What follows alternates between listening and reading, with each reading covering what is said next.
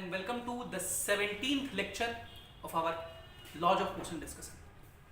In the last lecture, I have given two questions to you, question number 28 and 29 of HCV, and you were supposed to solve them. आज हम लोग उन्हीं को discuss करेंगे और उससे एक हम लोग कॉन्सेप्ट इवॉल्व करेंगे जिस कॉन्सेप्ट का नाम है इक्विवेलेंट मास कॉन्सेप्ट. ये जो कॉन्सेप्ट है ये एक इवॉल्व्ड कॉन्सेप्ट है. See there are two types of concept, दो तरह के कॉन्सेप्ट होते हैं. One is called evolved concept, जो मतलब टीचर्स फैकल्टीज पढ़ाते पढ़ाते इवॉल्व करते खुद से. You will not find the mentioning of this topic into various books में आपको रिटन नहीं मिलेगा. Those concepts which are written in a book are called enacted concept. Books में लिखा हुआ है and we are teaching them.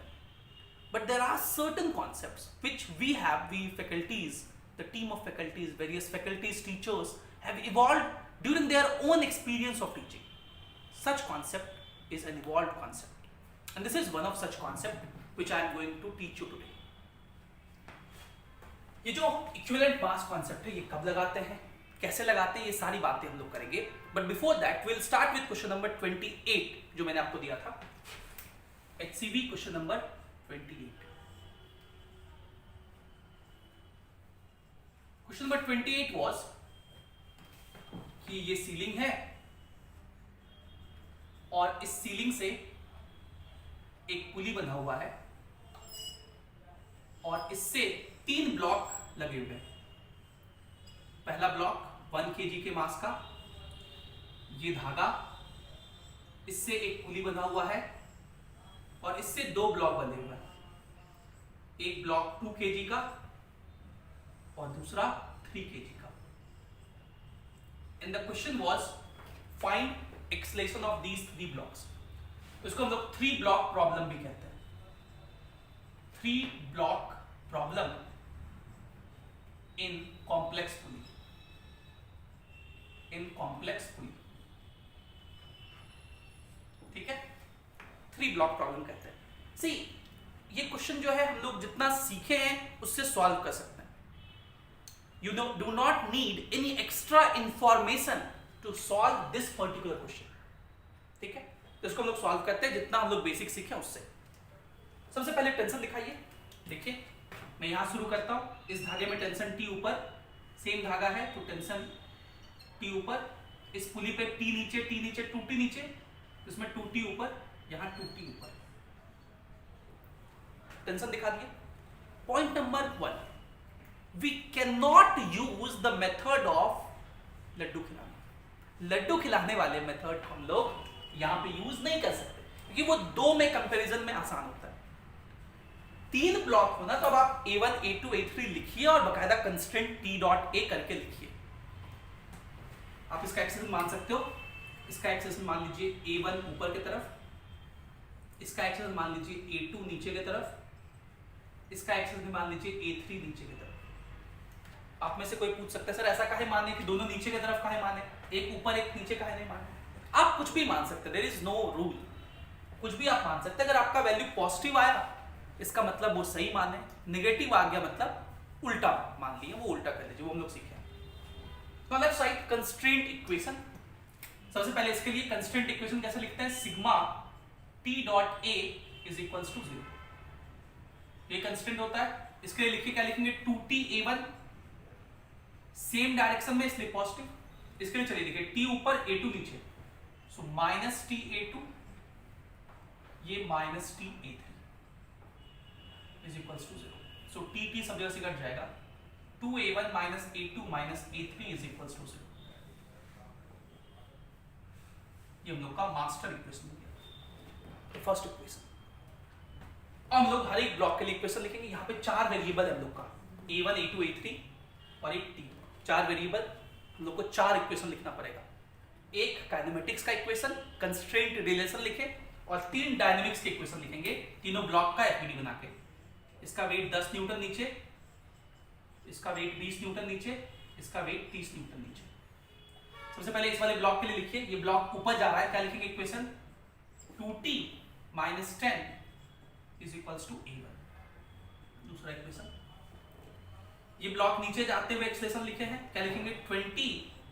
Minus T is equals to 2a2। यहां से हम लोग a2 का वैल्यू निकाल लेते हैं, ये हो जाएगा 10 माइनस टी बाई 2। ये हम लोग का दूसरा इक्वेशन, सॉरी तीसरा इक्वेशन। नेक्स्ट इस ब्लॉक के लिए इक्वेशन लिखिए, ये हम लोग का तीसरा इक्वेशन, ये 3 लिखा मैंने। ये ब्लॉक नीचे जा रहा है तो क्या लिखेंगे, 30 minus T is equals to 3a3। So a3 is equals to 10 minus T by 3, fourth equation. और ये सारे वैल्यूज को इसमें रख दीजिए। सो फ्रॉम इक्वेशन 1 हम लोग लिखेंगे 2a1, a1 ये रहा, इसमें 2 मल्टीप्लाई कर दो तो हो जाएगा 40 माइनस 20, 40 माइनस 20, फिर माइनस a2, a2 लिखिए, माइनस साइन इसलिए ब्रैकेट लगा देते हैं, 10 माइनस टी बाई 2, फिर माइनस a3, a3 क्या है, 10 minus T by 3 is equals to 0। So ये हो जाएगा 4t minus 20 minus 10 plus T by 2 minus 10 plus T by 3 is equals to 0।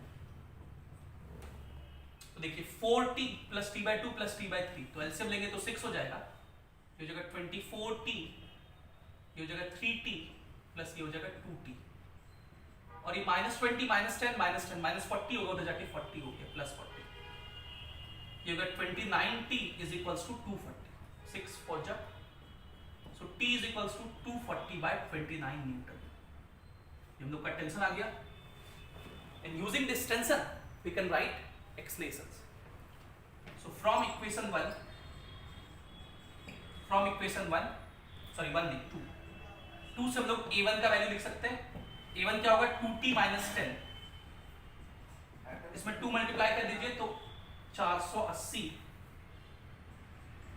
by 29 minus 10, तो ये a1 हो जाएगा 290, 480 minus 290, 190, 190 by 29 metre per second square. So this is our answer for a1।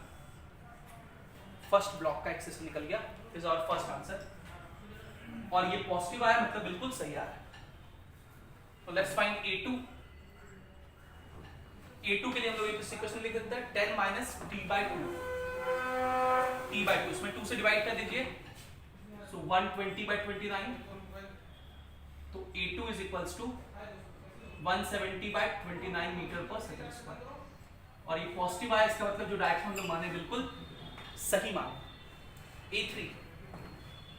a3 हो जाएगा 10 minus T by 3, 10 minus T by 3, इसमें 3 से divide कर दीजिए, so 80 by 29, 290 minus 80, 210 by 29 metre पर सेकंड स्क्वायर, ये a3, और पॉजिटिव है, इसका मतलब जो डायरेक्शन हम लोग माने बिल्कुल सही लेते हैं। तो तीनों का एक्सप्रेशन आ गया, और यही हम लोग का आंसर हो गया। नो प्रॉब्लम, ये बेसिक कॉन्सेप्ट था, इसे सब लोग सॉल्व कर लिए, and this is the most easiest method to solve such kind of problem, and whenever you will encounter such kind of problem you will use this technique only. Various faculties used to discuss this with a different concept of relative acceleration। बहुत complex method होता है, हम भी वो कई बार बताते थे, लेकिन इन जनरल उसको बताना प्रेफर नहीं किया जाता है, क्योंकि उसमें कॉम्प्लेक्स मेथड होता है, समझने में थोड़ा कठिनाई होता है, एंड इतना ही लॉन्ग हो जाता है। So that's why I am skipping that method, there is no use to know that particular method, लेकिन ये चीज आप ऐसे सॉल्व कर सकते हो, राइट। एक बात और, यहाँ पे एक कंफ्यूजन होता है हम लोग को, कंफ्यूजन ये होता है कि आप देखिए a2 और a3 दोनों मेरा पॉजिटिव आया है, और a2 a3 दोनों को मैंने नीचे की तरफ जाता हुआ माना, एंड ये जो a2 a3 दोनों इक्वल नहीं है। कंफ्यूजन ये होता है कि सर आपने तो कहा था कि अगर कोई पुली के ऊपर कोई धागा हो, सेम धागे से बंधा हुआ ब्लॉक हो, तो दोनों ब्लॉक का एक्सेलेरेशन सेम होता है। यहाँ तो एक्सेलेरेशन अलग अलग भी है, और दोनों नीचे ही जा रहा है, ऐसा कैसे? ऐसा इसलिए क्योंकि जो मैंने कहा था कि किसी पुली से बंधे हुए दो ब्लॉक सेम धागे से हैं तो एक्सेलेरेशन सेम होगा, ऐसा एटवुड मशीन में था, और एटवुड मशीन में जो पुली होता है वो फिक्स्ड होता है। सी यहाँ पे दो pulley, this pulley is a fixed pulley, this pulley is a fixed pulley, ये सीलिंग से कनेक्टेड है, but what about this pulley? ये पुली ऐसा पुली है जो कि कैन मूव, एक ऐसा पुली है जो कि मूव कर सकता है। If I will ask you, ये पुली अभी किधर मूव कर रहा है इस सिचुएशन में, तो देखिए ये ब्लॉक ऊपर जा रहा है A1 से, ये सेम धागा से कनेक्टेड है, तो उतना से ही ये पुली नीचे जा रहा होगा, नीचे जा रहा होगा 190/29 मीटर पर सेकंड स्क्वायर से।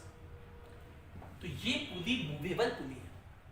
मूवेबल पुली से अगर दो ब्लॉक कनेक्टेड हैं तो दोनों का एक्सलेशन सेम हो ऐसा कोई जरूरी नहीं है।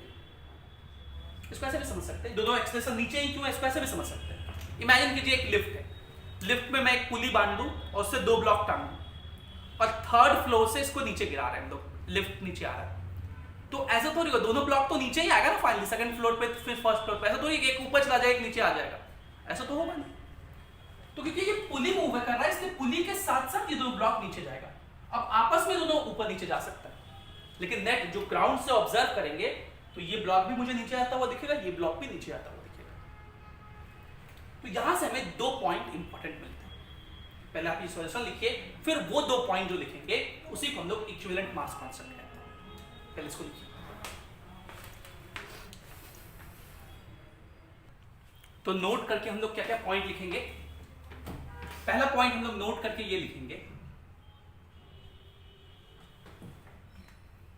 पहला पॉइंट हम लोग नोट करके ये लिखेंगे, if two blocks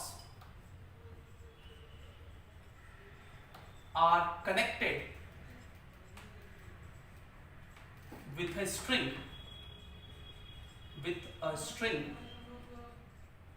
passing over a pulley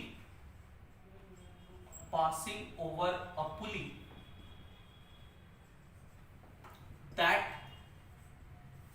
can move, passing over a pulley that can move.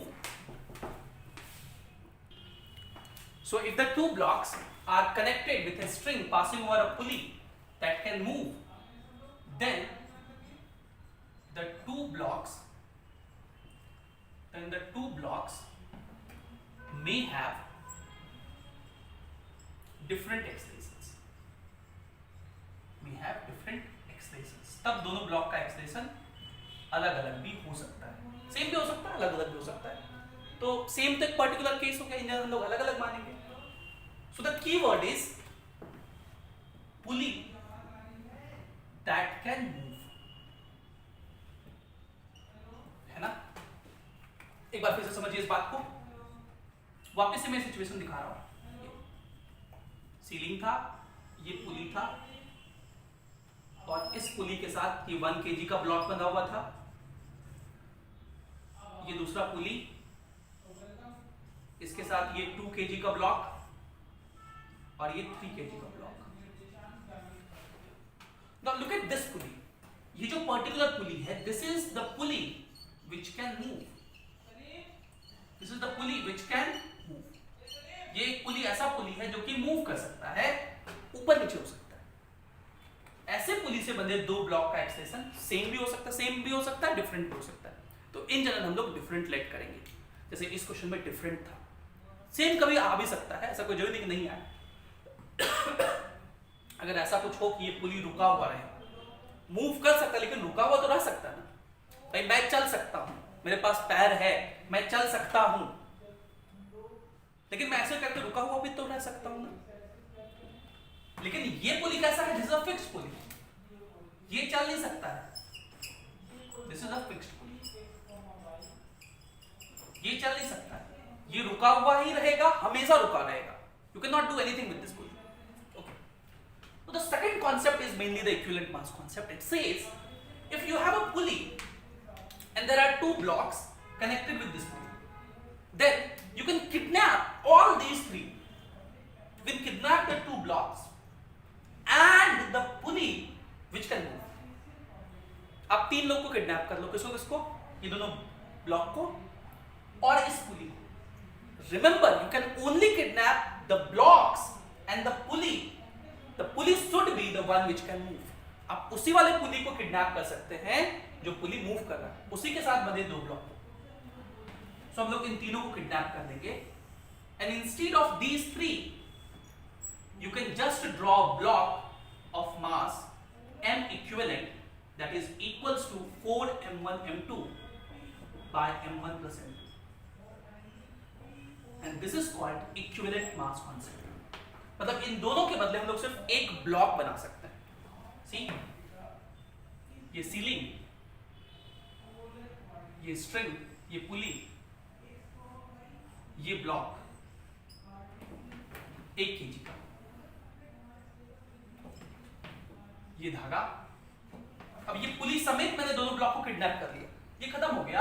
अब इनके बदले सिर्फ आप एक ब्लॉक बनाओगे, जिसका मास कितना होगा 4m1m2 by m1+m2। 4 into m1 मतलब ये पहला वाला ब्लॉक का मास 2, ये वाली जो दो को किडनैप करे, एक को m1 करे, एक को m2 करे, तो 2 इंटू 3 by 2 + 3 कितना हो जाएगा 5। तो 4 2 जा 8, 8 3 जा 24 by 5, 4.8 kg। तो इस सिस्टम को आप 4.8 kg का दिखा सकते हैं।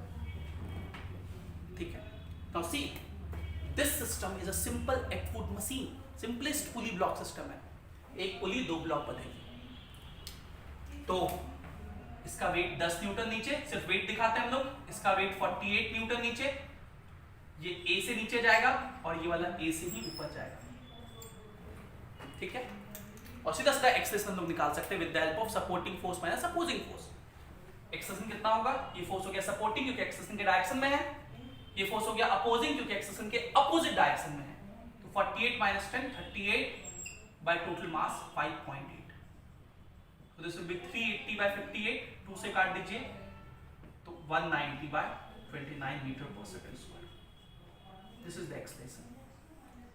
सो अगर क्वेश्चन सिर्फ ऐसा हो कि आपसे सिर्फ 1 kg का एक्सेलेरेशन में पूछता, मैं ये सवाल दे देता और मैं आपसे सिर्फ 1 kg का एक्सेलेरेशन पूछता, देन आपको पूरा वो ट्रेडिशनल मेथड से सॉल्व करने का जरूरत नहीं था। With the help of this equivalent mass concept you can easily solve. ये देखिए कम स्टेप में सॉल्व हो गया ना।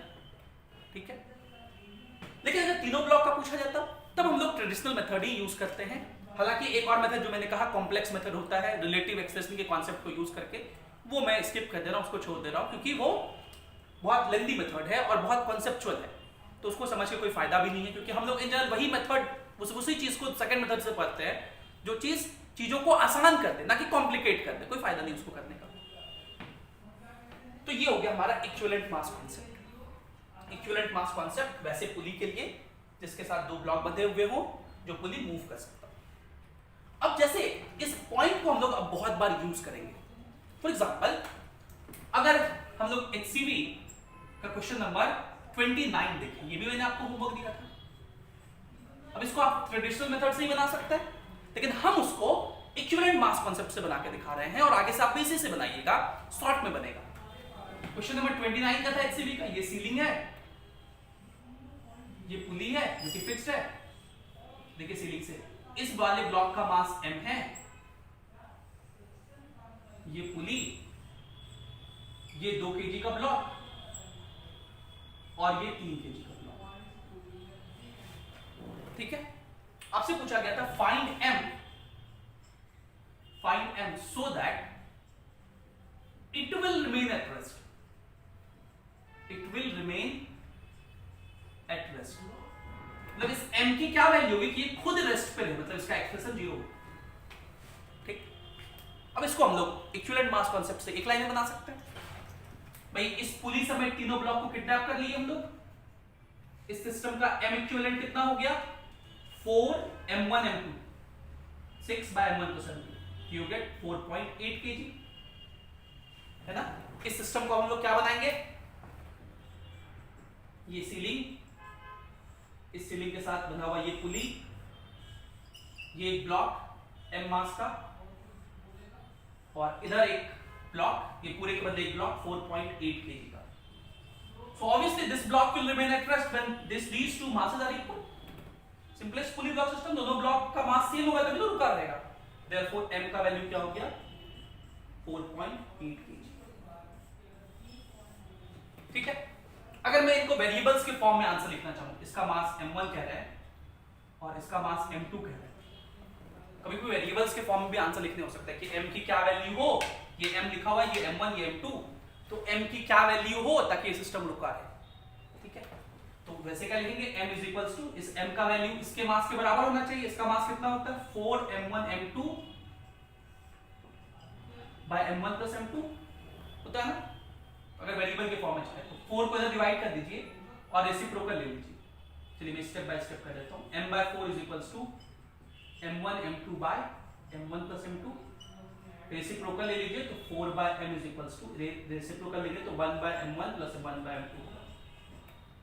इस फॉर्म में भी आंसर मिल सकता है। ठीक है, ये था इक्विवेलेंट मास कॉन्सेप्ट। इस पे कुछ और सवाल करते हैं, पहले आप इसको लिखिए। तो आज मैंने आपको जितनी बातें सभी तक सिखाई है उसको मैं वापस से रिपीट कर रहा हूं दूसरे क्वेश्चन के हेल्प से। ये क्वेश्चन डीसी पांडे का है, ये डीसीपी का है। इस बार मैंने एक हॉरिजॉन्टल टेबल ले लिया है। इस टेबल पे यहां एक ब्लॉक है 1 kg का, ये धागे से एक फिक्स पुली, ये एक पुली जो कि मूव कर सकता है, इससे 2 kg का ब्लॉक लगा हुआ है और इससे एक 3 kg का ब्लॉक लगा हुआ है। और इस सवाल के दो पार्ट हैं। पहला पार्ट है सवाल का find acceleration of 1 kg block. आपको सिर्फ 1 kg ब्लॉक का एक्सलेशन निकालना है। और दूसरा पार्ट इसका है find acceleration of all blocks, सारे ब्लॉक्स का एक्सलेशन। ठीक है, तो दोनों के लिए मैंने आपको मेथड सिखा दिए, उसी को आपको यूज करना है। So from now you can pause the video, pause करके आप दोनों को पहले सॉल्व कीजिए सही से and then please see the solution. Okay, let's begin the solution part. सबसे पहले आप टेंशन दिखाओगे, यहां टेंशन टी से ऊपर, सेम धागा है टी ऊपर, ये टी नीचे, उसमें 2t ऊपर, ये 2t। हम लोग इसका एक्सप्रेशन a1 मान लेते हैं, इसका एक्सप्रेशन a2 मान लेते हैं, इसका एक्सप्रेशन a3 मान लेते हैं। पहले मैं ये करके दिखा रहा हूं। ठीक है, ऑल ब्लॉक्स का एक्सप्रेशन। कंस्ट्रेंट लिखना पड़ेगा, क्या लिखेंगे 2t इंटू a1, इसके लिए माइनस t इंटू a2, इसके लिए minus t into a3 is equals to 0। तो 2a1 minus a2 minus a3 is equals to 0। ये हम लोग का मास्टर इक्वेशन है, इसी में हम लोग सबका वैल्यू पुट करेंगे फर्स्ट इक्वेशन। अब इस ब्लॉक के लिए इक्वेशन लिखिए, इसका mg और नॉर्मल तो बैलेंस कर लेगा, तो 2t is equals to mass into acceleration a1। इसके लिखिए ये 20 नीचे, तो 20 minus t is equals to 2a2, तो a2 हो जाएगा 10 माइनस t/2। ये थर्ड इक्वेशन। इसके लिखिए इसका वेट 30 न्यूटन नीचे, ये नीचे जाए तो 30 minus t is equals to 3a3, a3 is equals to 10 minus t/3। ये फोर्थ इक्वेशन। ये सारे वैल्यूज को यहां रख दीजिए। तो क्या लिखा हम लोग का 2a1, a1 का वैल्यू 2t है, 2a1 कितना हो जाएगा 4t माइनस a2 का वैल्यू क्या लिखेंगे 10 minus t/2। See whenever I see negative I get cautious, गलती हो सकता है, इसलिए मैं ब्रैकेट यूज करता हूं। आप लोग भी यूज किया कीजिए, नहीं करते उससे गलती होती है। कैलकुलेशन मिस्टेक्स नहीं करना है। At this level you can not afford to do a calculation mistake, है ना। माइनस a3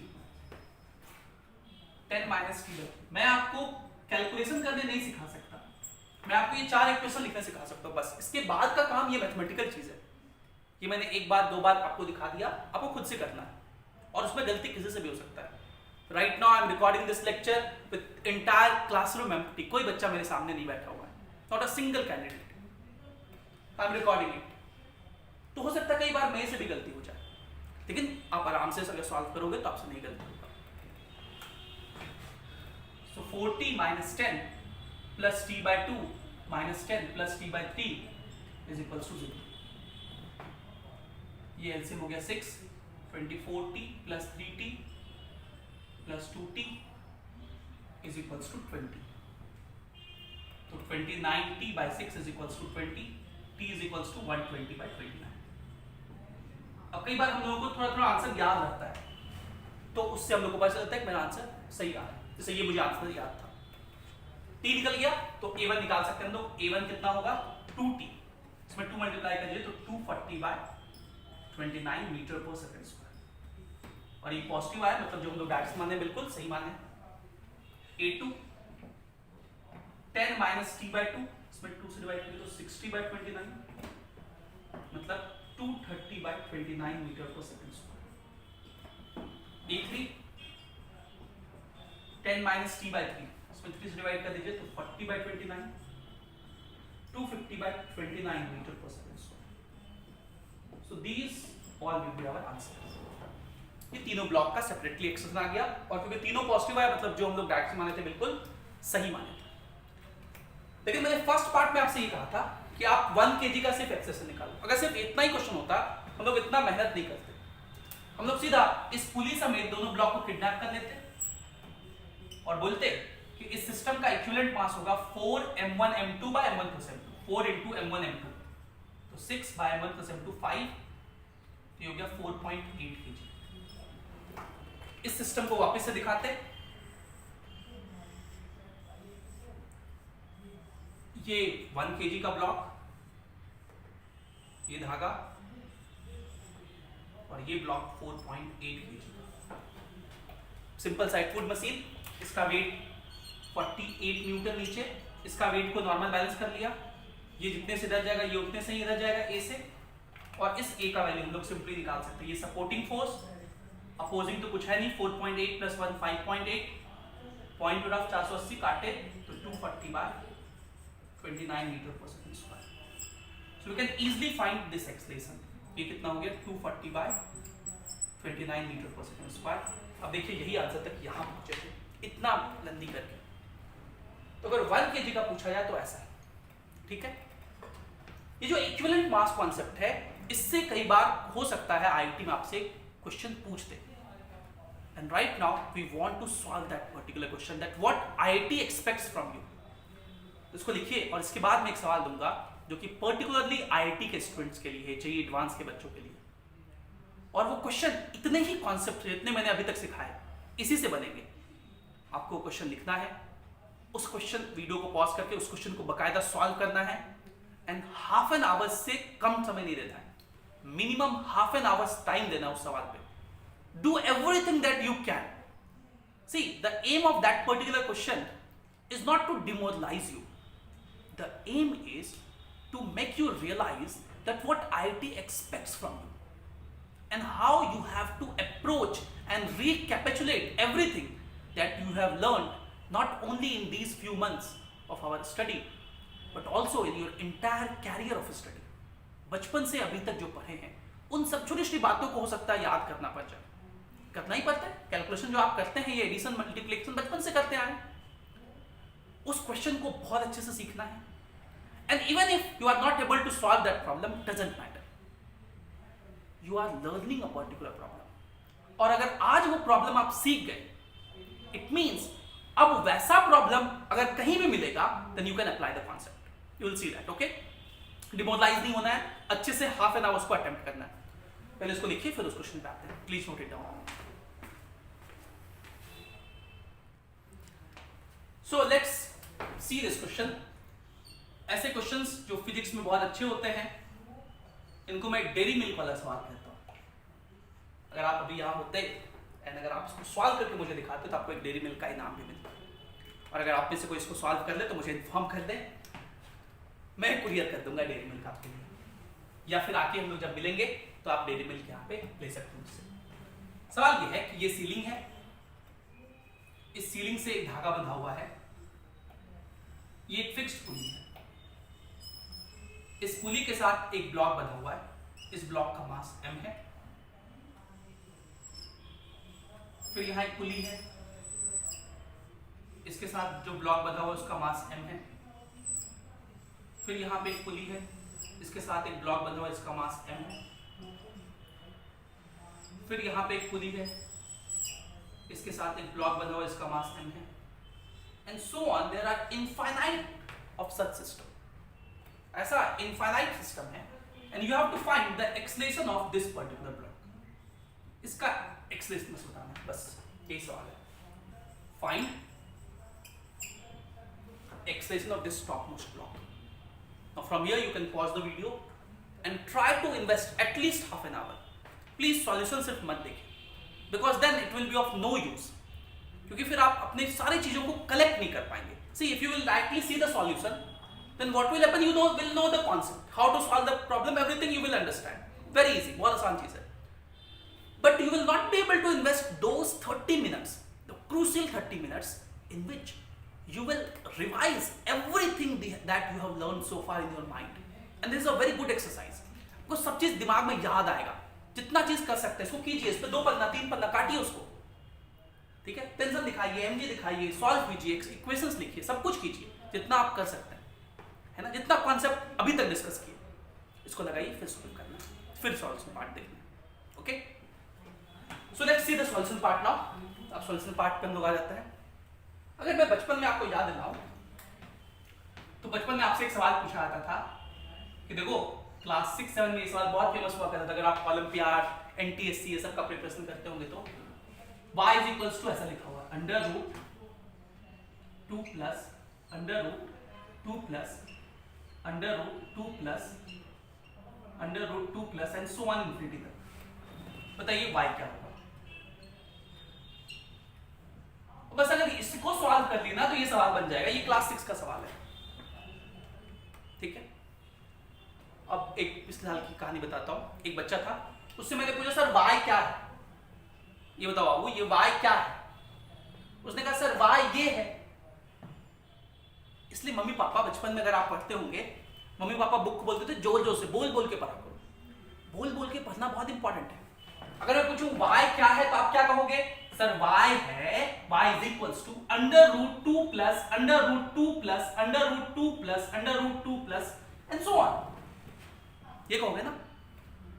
अब अगर मैं पूछूं कि ये बताओ क्या है,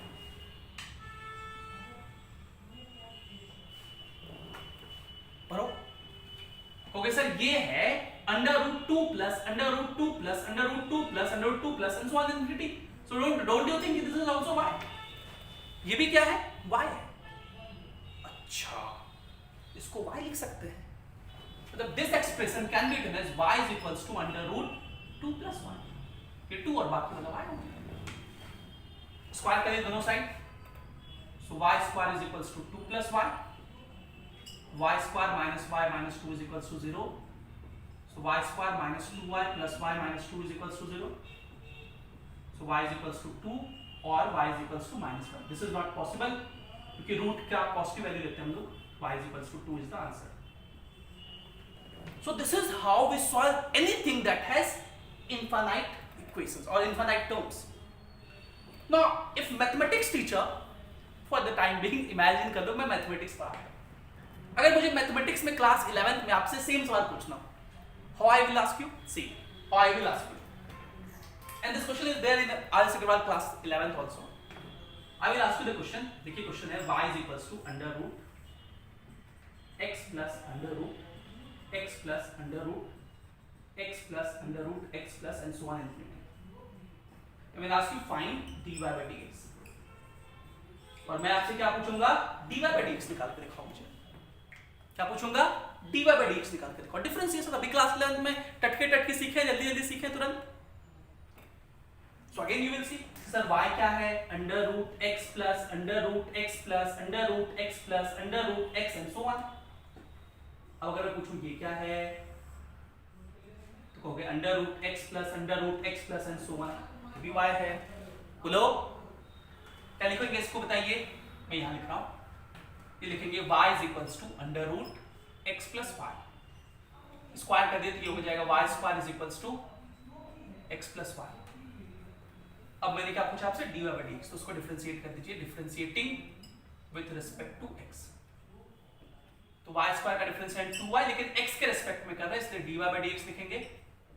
x का डिफरेंशिएट 1 और y का डिफरेंशिएट तो dy by dx. इस टर्म को इधर भेज दीजिए और dy by dx कॉमन ले लीजिए. तो हो जाएगा 2y minus 1 is equals to 1. Therefore dy by dx will be 1 upon 2y minus 1. So this is how one thing which you studied in your basics of class 6, 7 or 8 or maybe 9, 10, जो भी, you can use that. Even if you did not studied it or you don't know it, then does not need to worry. कोई जल्दबाजी नहीं है. भूल जाइए। Class 11-12 को कहते हैं हम लोग कि it's second birth of study. Second birth of study का मतलब सब कुछ आप नए सिलसिले से पढ़ते हैं, और in fact we teachers faculties use to revise everything. ठीक है, जो भी आपको यहाँ यूज पड़ेगा सब लोग रिवाइज करने की कोशिश करते हैं हम लोग। So now you know that how to solve the questions of infinite system, कि भैया पूरे का वैल्यू कुछ होगा और एक छोड़ करके बाकी का वैल्यू भी वही होगा। नटसेल में तो यही सीखे हम लोग, 2 एग्जांपल्स मैंने दिखा दिए। अब यही चीज हम लोग पुली में सीखेंगे। आप देखोगे अच्छा इस पुली से अगर बात करें, ठीक है, देखो मैं एक मूवेबल पुली हूं, मेरे एक साइड एक एम मास का ब्लॉक है, दूसरे साइड एक दूसरा मूवेबल पुली है जिसके लेफ्ट साइड में एक ब्लॉक है, उसके राइट साइड में एक मूवेबल पुली है जिसके लेफ्ट साइड में एक ब्लॉक है, एंड सो ऑन इंफिनिटी तक है। हमने कहा ठीक है भैया, तुम सारे को हम y मान लेते हैं, तुम्हारा पूरा का मास हम लोग कितना मान लेते हैं, y। ठीक है, अब अगर मैं पूछूं कि इस सिस्टम से बात कीजिए, ये क्या कहेगा? ये कहेगा देखो मैं एक मूवेबल पुली हूं, मेरे लेफ्ट साइड में एक ब्लॉक है, मेरे राइट साइड में एक पुली है जो मूव कर सकता है, उसके लेफ्ट साइड में एक ब्लॉक है, ऐसा इंफिनिटी। तो ये भी तो y ही है। Now I am redrawing this system. इतने वाले पार्ट को मैं रीड्रॉ कर रहा हूं, इतने वाले पार्ट को ध्यान से देखिएगा। ये धागा, ये पुली, इधर ये वाला एम मास का ब्लॉक, मैं इस पार्ट को ड्रॉ कर रहा हूं, ध्यान दीजिएगा, ये वाले पार्ट को। ये पुली, ये धागा, ये एम मास का ब्लॉक, और इधर वाला जो पूरा सिस्टम है इसको मैंने ग्रीन से कितना मान लिया, y। और इस सिस्टम को मैंने क्या कहा हुआ है, y ही कहा हुआ है। अब देखिए ये जो पुली है ये तो मूवेबल पुली है ना, और उसके साथ 2 ब्लॉक कनेक्टेड है। That's the equivalent mass concept. इस पूरे का मास कितना होता है हम लोग जानते हैं इक्विवेलेंट मास कॉन्सेप्ट से। इक्विवेलेंट मास कॉन्सेप्ट कितना होता है इसका मास, 4m1m2 by m1 plus m2 plus y, and this mass इसको हमने कितना लेट किया था, y, so this is equals to y, so this y gets cancelled out, ये इधर चला गया तो y का वैल्यू हो गया 3m, y का वैल्यू हो गया 3m। अगेन मैं इसको फिर से रिपीट कर रहा हूं, इस बात को इसको समझने में दिक्कत होता है, मैं फिर से रिपीट कर रहा हूं, फिर सुनिए। मैंने इस पुली के साथ साथ पूरे सिस्टम को y लेट कर लिया, नो प्रॉब्लम। एक को छोड़ करके बाकी को भी हम लोग y ही कहेंगे, मैंने बाकी का मास भी y लिख दिया। इस सिस्टम को मैंने वापस से दिखाया, ये पुली इधर m और ये वाला पूरा को y कर रहा है। अब हम लोग पूरे को भी तो y ही माने थे ना, सेम चीज यहां पूरा y है, एक को छोड़ करके बाकी को y बराबर कर दिए थे। सेम चीज पूरा y है, एक को छोड़ करके बाकी सब y। अब इस सिस्टम का मास कितना होता है ये तो हम लोग को पता है, 2 ब्लॉक एक पुली से कनेक्टेड हो जो पुली मूव कर सकता है तो उसका इक्विवेलेंट मास हमें पता होता है 4m1m2 by m1 plus m2। So 4m1m2 by m1 plus m2, इसका मास y लेट किए थे, कैलकुलेट करते हैं 3m आ गया। मतलब दिस एंटायर सिस्टम जिसको y माने थे उसका मास 3m है। तो इस पूरे सिस्टम को हम लोग वापस से बना रहे हैं, ये पुली, ये ब्लॉक m मास का, और इधर ये जो एंटायर सिस्टम है वो 3m मास का। वे तो सिंपल सा आउटपुट मशीन दिख रहा है मुझे। ये ब्लॉक ज्यादा मास का, ये नीचे जाएगा a से, इसका वेट 3mg, इसका वेट mg, ये ब्लॉक ऊपर जाएगा a से। Supporting force minus opposing force कर दीजिए, मुझे यही एक्सप्रेशन a निकालना है, लिख देते हैं। ये फोर्स सपोर्टिंग है क्योंकि एक्सप्रेशन के डायरेक्शन में, ये फोर्स अपोजिंग है क्योंकि एक्सप्रेशन के अपोजिट है। तो supporting minus opposing 3mg minus mg is 2mg divided by total mass 3m plus m 4m। 1 mm cut जाएगा, 2 से कट जाएगा, तो this will be g/2। g/2 will be the expression of this block m जो कि आपसे पूछा गया था। Now see this is one of the example of what IIT aspects from you. ऐसे क्वेश्चंस IIT पूछते हैं, ठीक है, इनको अच्छे से समझना है, मेहनत करना है इसके ऊपर, और मेरा काम है कि मोस्ट ऑफ सच क्वेश्चंस आपको मैं बता सकूं, दिखा सकूं, ठीक है। एक बात और, ये जो इनफाइनाइट चीजों का कॉन्सेप्ट है ये कोई नया कॉन्सेप्ट नहीं है, और ये ऐसा नहीं कि ये पहली बार मिल रहा है और आखिरी बार मिल रहा है, ऐसा नहीं, बहुत बार आगे भी मिलेगा। आगे हम लोग क्लास 12 में इलेक्ट्रोस्टैटिक सिस्टम पढ़ेंगे, तो वहां हम लोग ना इनफाइनाइट कैपेसिटर लगाएंगे, इनफाइनाइट रजिस्टर्स लगाएंगे इलेक्ट्रिक करंट में, ठीक है, वहां भी हम लोग को यही कॉन्सेप्ट याद करना पड़ेगा कि पूरे को हम लोग y मान लेंगे, एक को छोड़ करके बाकी को मानेंगे, right? So this will be all from my side today, and thank you for being with us. Have a great day.